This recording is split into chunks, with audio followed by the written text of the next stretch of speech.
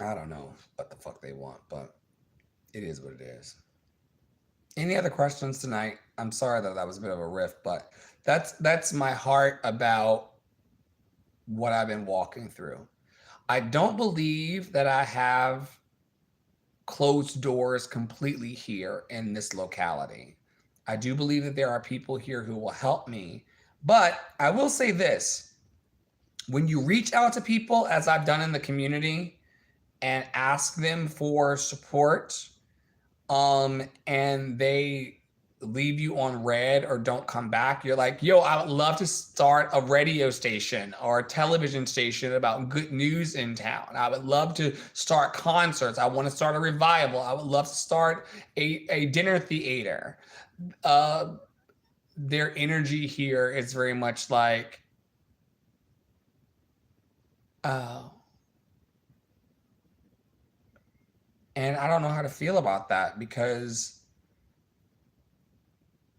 but a lot of 40 somethings to 55-year-olds give me this energy. But anyway, the email that, not the email, the message that I sent today was, I also want to confide and click you into into my magic as it unfolds. I also want to confide and click you into my magic as it unfolds.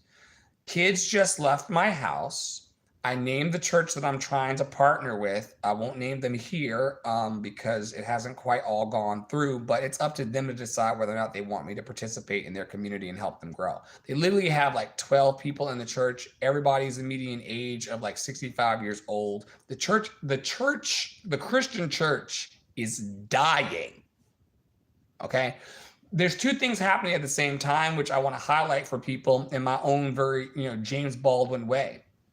The Christian church and the faith of Christian church is dying. It's going down. People are not going to church, while simultaneously social isolation, depression, and suicide rates are going up.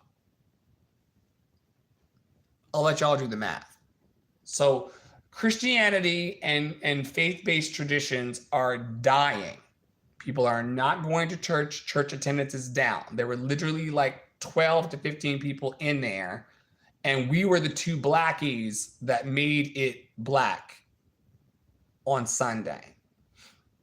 So empirically, church attendance is going down, whilst suicide, depression, isolation, and loneliness is going up. The Surgeon General just recently issued a report, that social isolation and loneliness is at an all-time high. There are people who went in the house during the pandemic and they never came back outside. There are other people who are finding it hard to date.